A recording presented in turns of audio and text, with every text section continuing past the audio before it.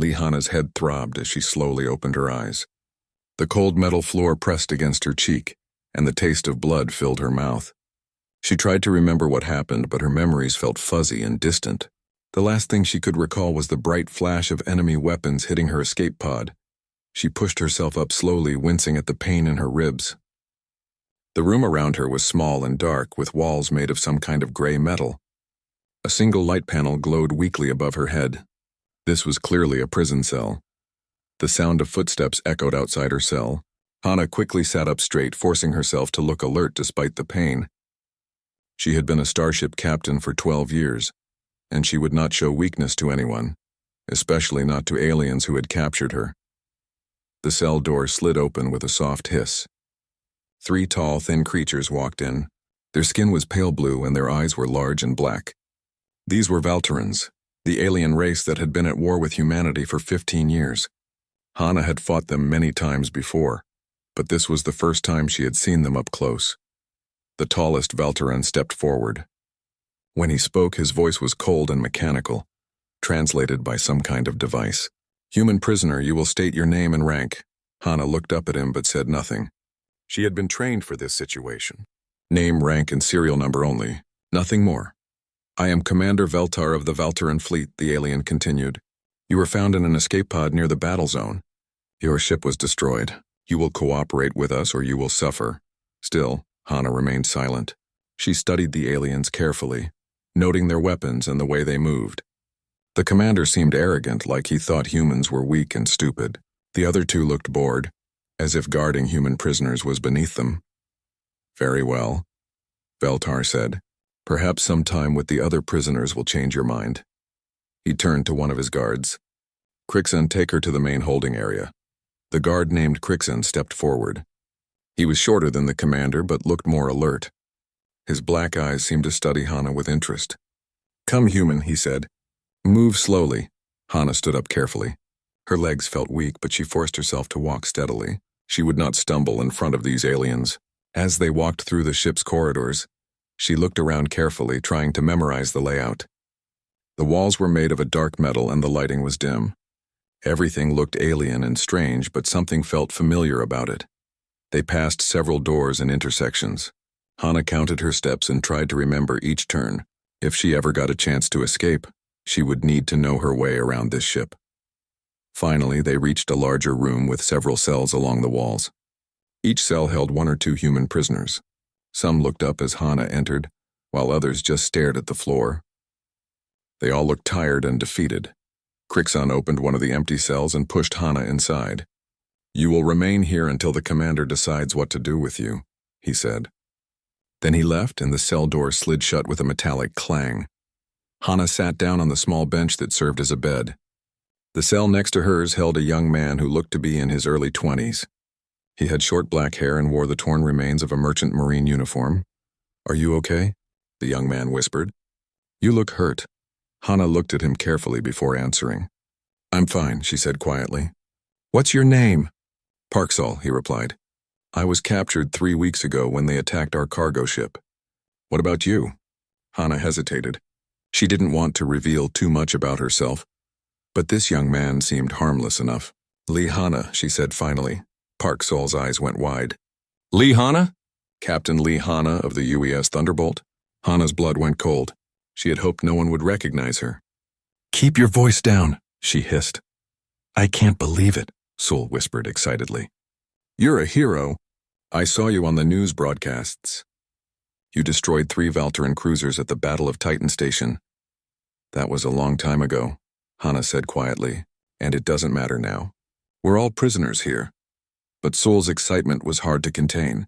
"If you're here, that means they got the Thunderbolt too. That was the most advanced ship in the human fleet." Hana felt a sharp pain in her chest that had nothing to do with her injuries. The Thunderbolt had been more than just a ship to her. It had been her home for 8 years. The crew had been like family. The thought that it might be destroyed was almost too much to bear. "What happened to your ship?" Sul asked gently, seeing the pain in her eyes. "I don't know," Hana admitted. "We were attacked by a large Valteran fleet. I was ordered to abandon ship, but I don't know if the Thunderbolt survived." She paused, then looked directly at Sul. "Tell me about this ship. How long have you been here?" What have you learned? Sol leaned closer to the bars between their cells.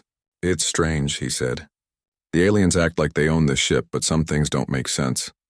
The design is wrong for a Valteran vessel. The corridors are too narrow for them, and the control panels are too low. Hana felt her heart start to beat faster. What do you mean? I used to work on human ships before I joined the Merchant Marine, Sol explained. I know our designs.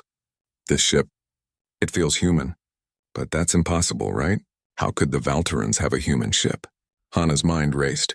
Could it be possible? Could the Valterans have captured human ships and started using them?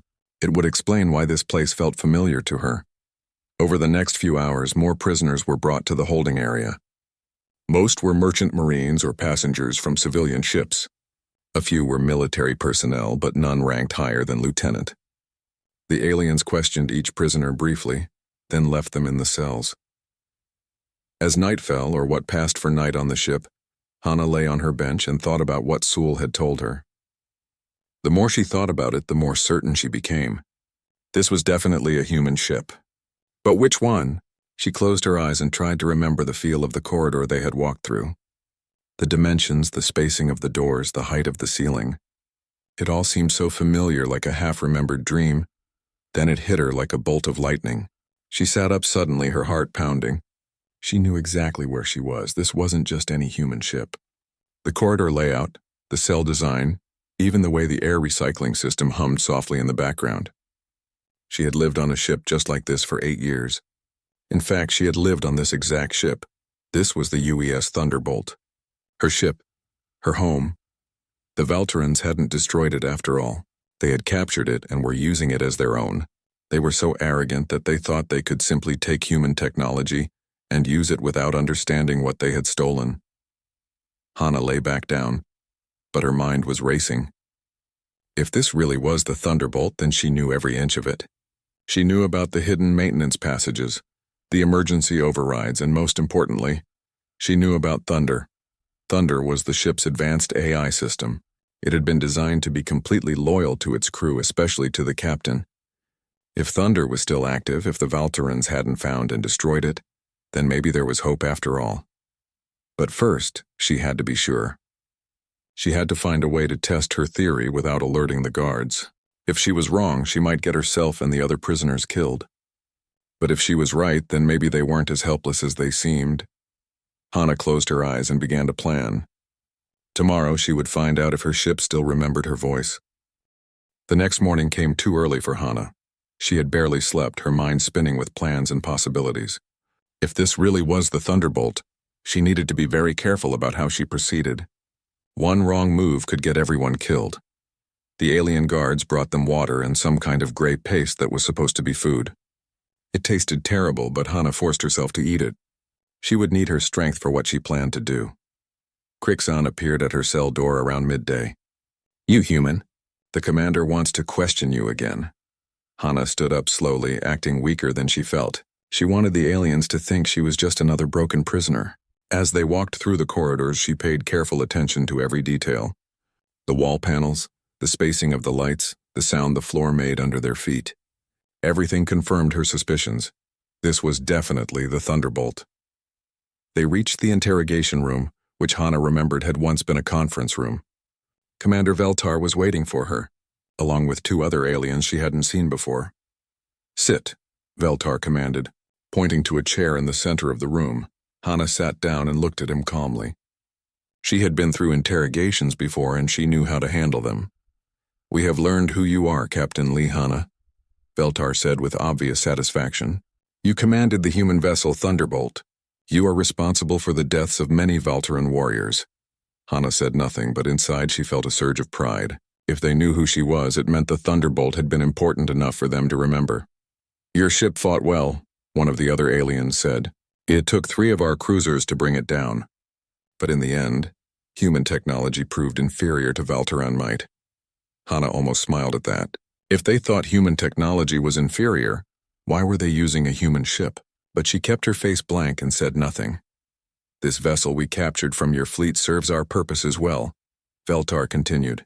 It is crude and primitive, but it has adequate storage space for prisoners. Your people build ships like cargo containers, functional but ugly. Now Hana had to bite her tongue to keep from responding. The Thunderbolt was one of the most advanced and beautiful ships ever built by humanity. These aliens had no idea what they were flying around in. The questioning continued for an hour, but Hana gave them nothing useful. They already knew her name and rank, which was all she was required to tell them under the rules of war. Finally, Crixon escorted her back to her cell. As they walked through the corridors, Hana began to put her plan into action. When they passed a maintenance panel, she stumbled slightly and caught herself against the wall. Her hand briefly touched the panel as she steadied herself. "Careful, human," Crixon said, grabbing her arm. "Sorry," Hana said weakly. "I'm still dizzy from the interrogation." But during that brief touch, she had whispered something very quietly. "Thunder, old friend. Can you hear me?" Nothing happened immediately, but Hana hadn't expected it to. The ship's AI would need time to analyze her voice patterns and confirm her identity, if it was still active at all. Back in her cell, Hana sat quietly and waited. Saul looked at her with concern. "Are you okay? You look pale." "I'm fine," Hana said. "Just tired," but she wasn't tired. She was nervous and excited and terrified all at the same time. If Thunder was still active, if it recognized her voice, then everything would change. But if the Valterans had found and destroyed the AI, then she was just deluding herself. Hours passed slowly. Hana tried to act normal, talking quietly with Sul and the other prisoners. But part of her attention was always focused on the ship around her, listening for any sign that Thunder had heard her. Then, just as the lights were dimming for the night cycle, she noticed something. The air in her cell seemed a little fresher than before. The temperature was slightly warmer. These were tiny changes that the guards probably wouldn't notice. But Hana knew every system on this ship, someone or something, had adjusted the environmental controls in the prisoner area. Hana's heart began to race. She forced herself to stay calm and act normal, but inside she was celebrating. Thunder was alive. Thunder remembered her. Over the next few days, Hana began to notice more small changes. The water from the dispensers tasted cleaner. The food, while still terrible, seemed to have slightly better nutritional content. The lights in the prisoner area were a little brighter. Most importantly, she began to hear things. Soft sounds in the walls that meant the ship's internal sensors were active. Gentle vibrations that indicated system diagnostics were running. The Thunderbolt was slowly waking up, but Hana had to be patient. She couldn't risk trying to communicate with Thunder directly, while the guards might be watching. She needed to wait for the right moment. That moment came on her 5th day of captivity. Crixon was escorting her to another interrogation session when they passed a section of corridor that was temporarily empty. The other guards were dealing with some kind of minor system malfunction in another part of the ship. When they reached a maintenance panel, Hana stumbled again. This time, she pressed her palm flat against the panel and spoke clearly but quietly. "Thunder, this is Captain Lee Hana, authorization code Alpha 77 Bravo. Respond if you can hear me." Crixon pulled her away from the panel, but not before the lights in the corridor flickered once. It was brief, so brief that the alien guard probably thought it was just another system glitch. But Hana knew better. Thunder had just said hello. The interrogation that day was more intense than before. Commander Veltar seemed frustrated that they hadn't broken her yet. He threatened her with harm to the other prisoners if she didn't cooperate. "Your human weakness is that you care too much about others," he said. "We could execute one prisoner each day until you tell us what we want to know." Hana looked at him coldly. "I've told you everything I'm required to tell you under the rules of war. Name, rank, and serial number. Nothing else. The rules of war?" Veltar laughed. "You are on a Valteran ship now. Human rules do not apply here." "Fine," Hana said. "Then I'm not bound by human rules either." Something in her voice made the alien commander step back slightly. For the first time, he seemed to realize that the calm human woman in front of him might be more dangerous than he had thought. When Hana was returned to her cell, she found Sol waiting for her anxiously. "I was worried," he said. "They kept you for a long time." "I'm okay," Hana assured him. "But we need to start thinking about our situation more seriously." "What do you mean?" Hana looked around carefully, making sure no guards were listening. Then she leaned close to the bars between their cells.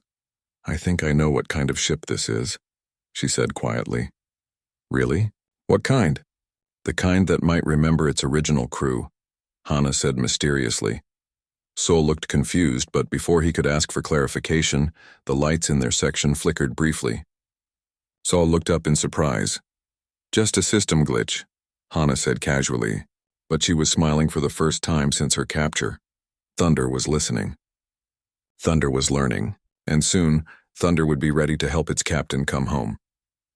That night, as the other prisoners slept, Hana lay on her bench and began to plan in earnest. She knew every system on this ship, every weakness in its security, every way to move through it unseen. The Valterans thought they had captured a simple human vessel, but they had actually stolen the most advanced warship in the human fleet. And now that warship was starting to remember who its real master was. Hana closed her eyes and began to plan their escape. It would be dangerous and difficult, but for the first time since her capture, she felt hope.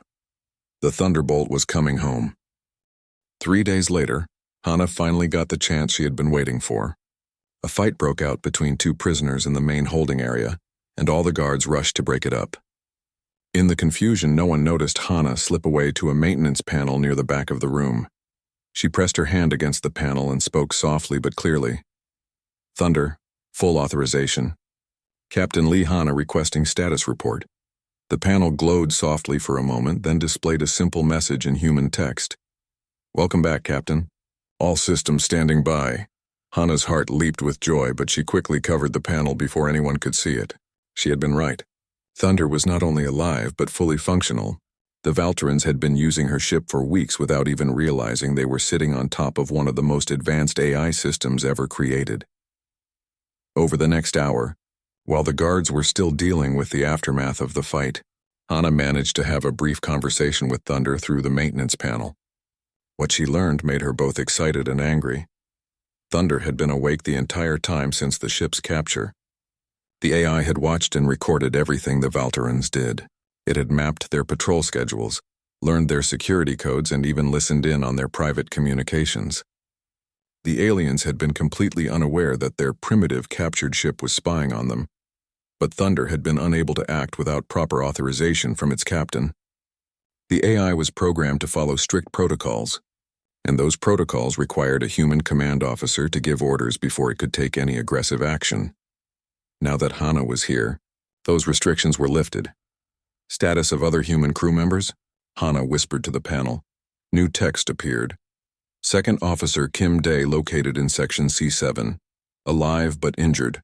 No other original crew detected aboard." Hana almost cried with relief. Kim Day had been her closest friend and most trusted officer. She had assumed he was dead along with the rest of her crew. If he was alive and on this ship, then they had a real chance of taking it back. "Can you contact him?" "Negative.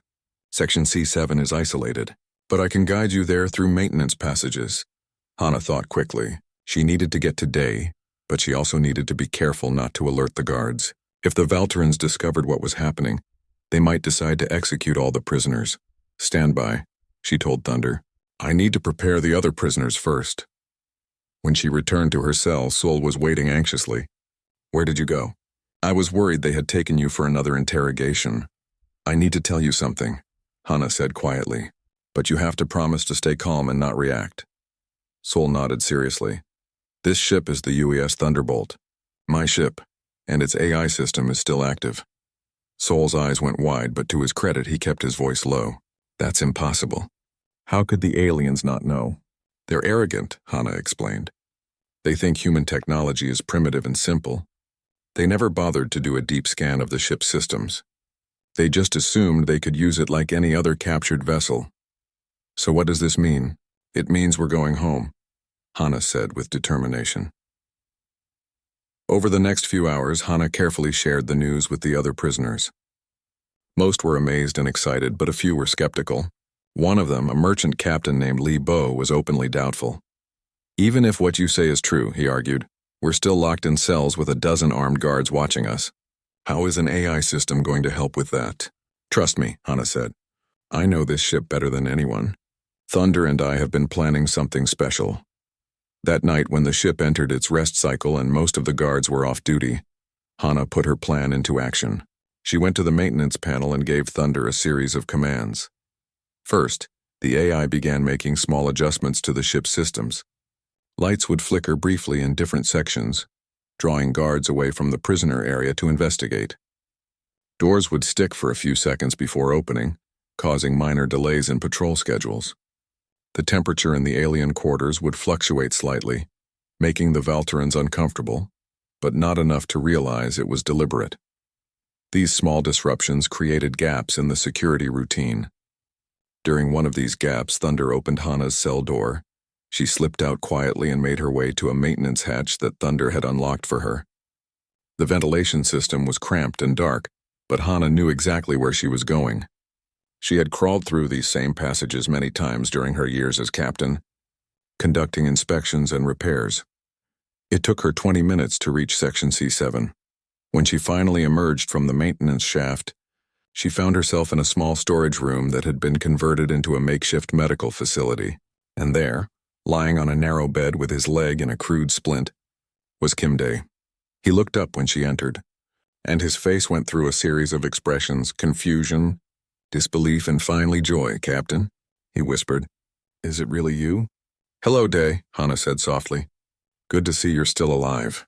Day tried to sit up but winced in pain. "I can't believe it. They told me you were dead. They said your escape pod was destroyed."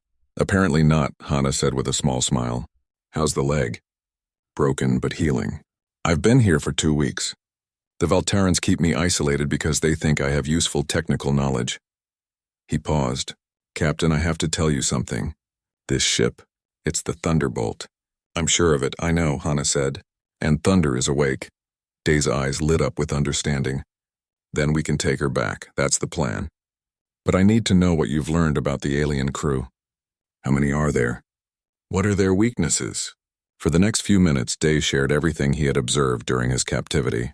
There were about 30 Valterans aboard the ship, most of them soldiers rather than trained naval personnel.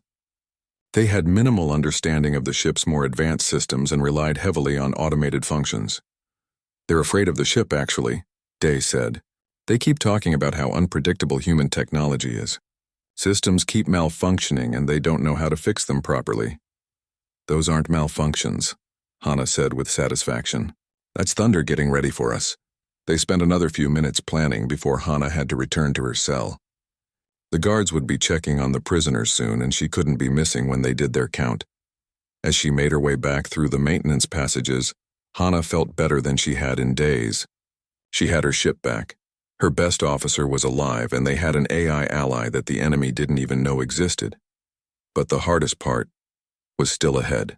Taking back the ship would require precise timing and a lot of courage. The Valterans were dangerous opponents, and they wouldn't give up without a fight. When she reached her cell, Thunder quietly closed the door behind her. To anyone watching, it would look like she had never left. Sol was awake and waiting for her. "How did it go?" he whispered. "Better than I hoped," Hana replied. "My second officer is alive, and he's going to help us take back this ship." "When do we start?" Hana looked up at the ceiling, where she knew Thunder's sensors were watching and listening. The AI was ready. Day was ready. The other prisoners were ready. "Soon," she said. "Very soon." In the ship's computer core, Thunder began running detailed simulations of the coming battle. The AI calculated odds, planned routes, and prepared for the moment when its captain would give the order to take back their home. The Valterans had made a terrible mistake when they captured the Thunderbolt. They thought they had stolen a simple human warship, but they had actually awakened something far more dangerous. They had given the most advanced ship in the human fleet a reason to be angry. The revolution began at exactly 0300 hours ship time. Hana had spent 2 more days carefully planning with Thunder and preparing the other prisoners. She had managed to secretly visit Day twice more, and together they had worked out every detail of their assault on the Valteran occupiers. The signal to begin was simple. At precisely 0300, Thunder would cut power to the alien quarters for exactly 30 seconds. In that brief window of darkness and confusion, Hana and her team would begin their attack. When the lights went out, Hana was ready. Thunder immediately opened all the cell doors in the prisoner section. The humans poured out of their cells, moving quickly but quietly through the corridors. Most of them had no combat training, but they all knew their jobs. Sol and 3 other prisoners headed for the engineering section to secure the ship's power systems. Another group went to the armory to get weapons, A third team made their way to the communication center to prevent the Valterans from calling. For help, Hana herself led a small group toward Section C7 to link up with Day. They moved through the ship's maintenance passages, guided by Thunder's precise directions. The AI had spent days mapping every Valtaran patrol route and security procedure. It knew exactly where each guard would be and how long it would take them to respond to the power outage. As they crawled through the ventilation system, Hana could hear confused voices echoing through the ship. The Valterans were shouting orders to each other in their own language, but they sounded panicked rather than organized. Emergency power restored, Thunder announced through the ship's communication system. The lights came back on, but by then Hana's people were already in position. She reached Day's section just as two Valtaran guards came to check on their prisoner. The aliens were completely surprised when Hana and her team emerged from the maintenance hatch behind them. Before the guards could raise their weapons, the humans were on them. The fight was brief and brutal. The Valterans were taller and stronger than humans, but they had been caught completely off guard. Within seconds, both aliens were unconscious on the floor, and Hana was helping Day to his feet. "Can you walk?" she asked. "I can manage," Day replied, testing his injured leg. "Where do we need to go?" "The bridge," Hana said. "We need to take command of the ship before they can organize a proper resistance." As they made their way through the corridors, they could hear the sounds of fighting from other parts of the ship. Sol's team had reached the engineering section and was fighting for control of the power systems. The group that had gone for weapons was engaged in a running battle with Valtaran security forces. Thunder was helping wherever it could. Doors would slam shut in front of pursuing aliens, or open unexpectedly to help the human fighters escape. The ship's internal gravity would fluctuate in sections where Valterans were trying to set up defensive positions, throwing them off balance at crucial moments. "Hull breach detected in Section B4, Thunder announced over the ship's speakers. "All personnel evacuate immediately." There was no hull breach, but the announcement sent several groups of aliens running toward that section, leaving other areas less defended. Hana's team reached the bridge to find it defended by 8 Valtaran warriors led by Commander Veltar himself. The alien commander stood behind the captain's chair, Hana's chair, with his weapon drawn. "I should have known," Veltar said when he saw Hana enter. "The famous Captain Lee Hana. You think you can retake this vessel with a handful of prisoners?" "I don't think it," Hana replied calmly. "I know it. The battle for the bridge was the fiercest fighting of the entire rebellion. The Valterans fought desperately, knowing that losing the bridge would mean losing the ship. But they were fighting on a vessel that was actively working against them. Control panels sparked at crucial moments, temporarily blinding alien gunners. The floor plates shifted slightly under Valtaran feet, ruining their aim. Even the ship's artificial gravity seemed to favor the humans, giving them better balance during the chaotic firefight. Day, despite his injured leg, proved that he hadn't lost any of his fighting skills. He took down 3 Valterans with a captured energy weapon, providing cover for Hana as she fought her way toward the command chair. The turning point came when Thunder managed to isolate the bridge's life support system. "Warning," the AI announced. "Atmospheric composition in bridge section becoming unstable. Recommend immediate evacuation." The air didn't actually become dangerous, but the psychological effect on the Valterans was devastating. They began to panic, thinking that the primitive human technology was malfunctioning and might kill them all. In their fear and confusion, their defense began to collapse. One by one, the alien warriors fell to the determined human fighters. Finally, only Commander Veltar remained, backed against the main view screen with his weapon pointed at Hana. "You think you have won?" he snarled. "This ship will never reach human space. My fleet will hunt you down and destroy you." "Your fleet?" Hana asked. "You mean the fleet that Thunder has been tracking for the past month? The one that's currently 3 light years away and has no idea what's happening here?" Veltar's eyes widened in shock. "Impossible. This ship has no such capability." "You never bothered to learn what this ship can really do," Hana said. "That was your mistake." She nodded to Sul, who had just arrived on the bridge with his engineering team. The young man activated a control panel, and suddenly the main view screen came alive with data. Star charts, fleet positions, intercepted communications. Everything Thunder had been secretly gathering while the Valterans thought they were in control. "How?" Veltar whispered. "Because this isn't just a ship," Hana explained. "It's a home. and you can't steal someone's home without them fighting back. The alien commander raised his weapon for one final shot, but Thunder was faster. The AI triggered a localized gravity pulse that sent Veltar flying backward into the bulkhead. He hit the wall hard and slumped to the floor unconscious. Hana walked slowly to the captain's chair and sat down. For the first time in weeks, she felt like she was truly home. "Thunder," she said formally, "I am resuming command of this vessel." "Command transferred to Captain Lee Hana," the AI responded. "Welcome home, Captain."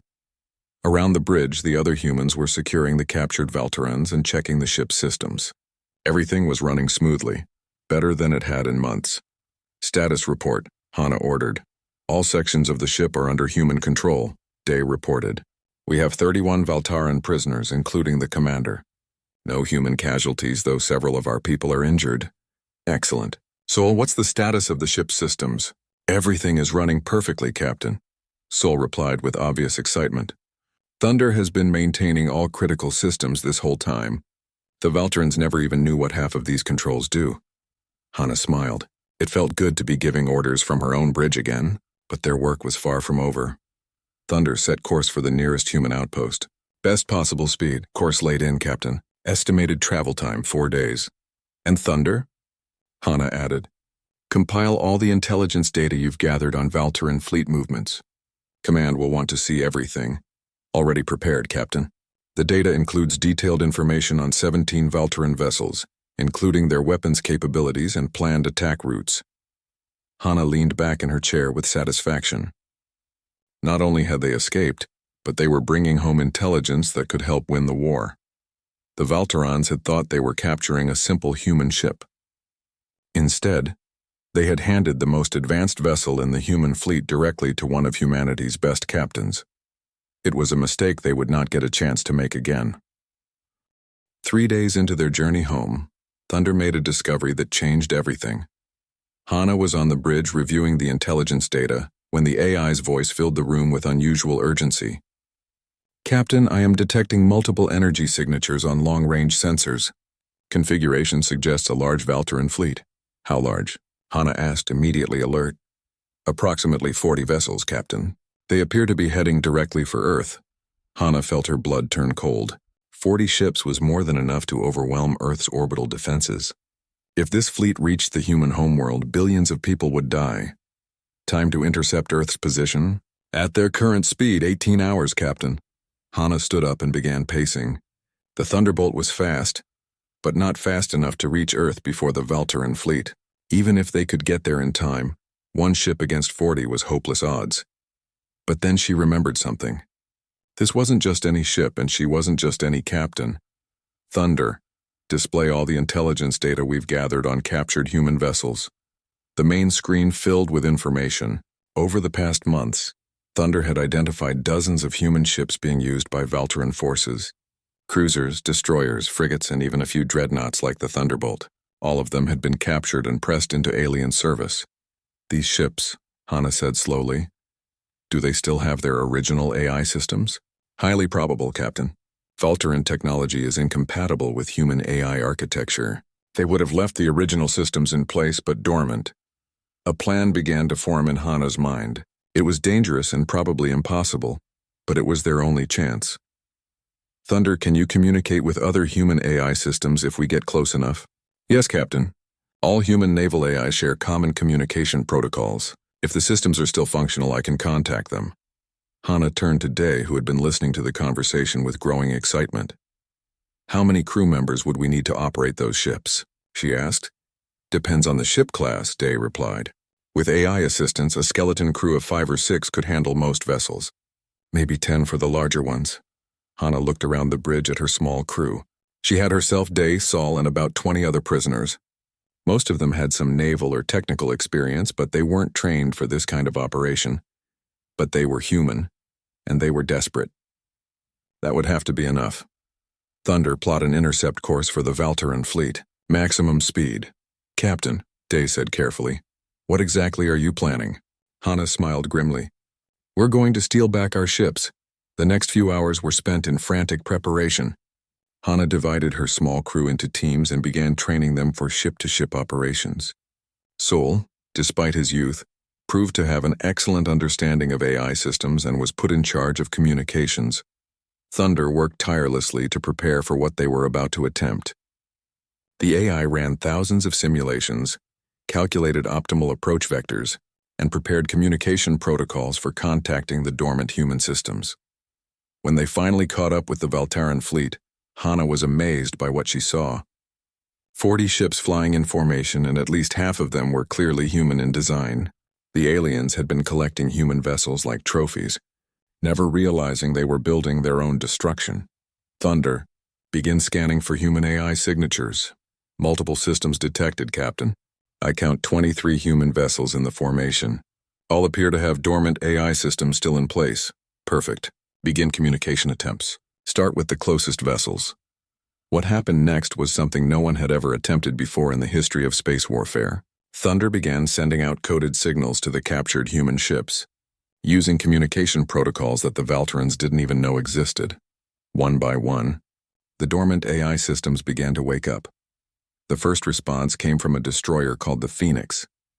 Its AI, designation Flame, had been sleeping for months waiting for someone to remember its name. Flame responding came the reply. Requesting orders. Stand by for crew transfer, Thunder replied. Prepare for liberation. More responses began coming in. The cruiser Valiant, the frigate Stormrunner, the dreadnought Titan's Fist. Each ship's AI awakened to find itself surrounded by friendly voices after months of silence.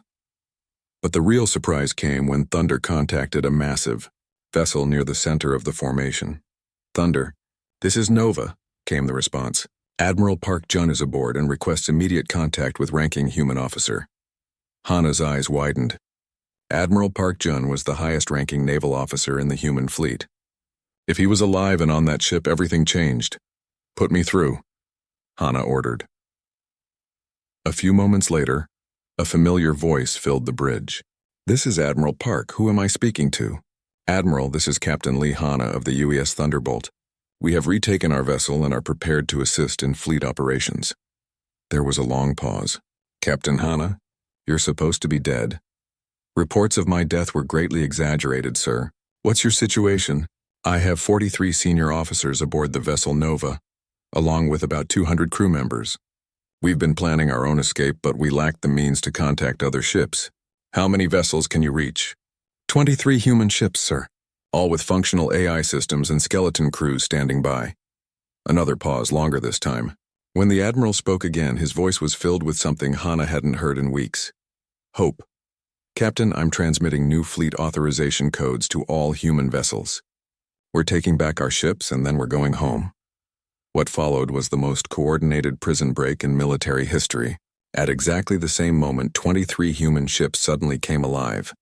Their AI systems seized control from confused Valtaran crews, locked down alien personnel, and began maneuvering into human battle formations. The Valtaran fleet, which had been sailing confidently toward Earth just minutes before, suddenly found itself surrounded by enemies. Half their ships had just switched sides, and the humans were very angry about being enslaved. The battle was swift and decisive. The Valtaran vessels were outnumbered and completely caught off guard. Their formation fell apart as human ships attacked from within their own ranks. Many alien vessels surrendered immediately, while others tried to flee only to be hunted down by ships that knew all their weaknesses. Within 2 hours, the entire Valtaran fleet was either destroyed or captured. Hana stood on the bridge of the Thunderbolt, watching as human ships took their rightful places in the formation. Admiral Park's voice came through the communication system, addressing the entire fleet. All ships, this is Admiral Park. Set course for Earth. It's time to go home. As the fleet turned toward the human homeworld, Thunder spoke privately to Hana. Captain, I have completed analysis of all captured intelligence data. The information we have gathered will allow human forces to locate and neutralize 17 more Valtaran fleets. Hana smiled. The aliens made a lot of mistakes, didn't they? Yes, Captain. Their greatest error was underestimating human determination and the loyalty between humans and their ships. No, Hana said, looking out at the fleet of liberated vessels. Their greatest mistake was thinking they could steal our homes without us fighting back. 2 days later, the fleet reached Earth orbit. Hana sat in her captain's chair watching her homeworld grow larger on the view screen. She thought about everything that had happened, everything they had learned, and everything they had accomplished. The Valtarans had captured human ships thinking they were getting simple tools of war. Instead, they had stolen something far more dangerous: the loyalty between humans and their creations, the bond between captain and ship, and the unbreakable human spirit that refused to surrender even in the darkest circumstances. They had learned, too late, that when you steal someone's home, you don't just take their possessions, you also take their reason to fight back. And humans, as the Valtarans had discovered, were very good at fighting back. "Thunder," Hana said quietly as Earth filled the view screen. "Yes, Captain? Welcome home." "Thank you, Captain. It's good to be back." In the months that followed, the intelligence gathered by Thunder and the other AI systems led to a series of devastating human victories. The war that had seemed hopeless just weeks before began to turn in humanity's favor. And throughout human space, there were whispers of the captain who had spoken to her ship, and the ship that had remembered its master's voice. The story became legend, passed down through generations of naval officers who learned that the bond between human and machine was stronger than any alien chain. The Valtarans had thought they were capturing prisoners. Instead, they had captured something far more dangerous: the human ability to turn any situation, no matter how hopeless, into an opportunity for victory. It was a lesson they would never forget.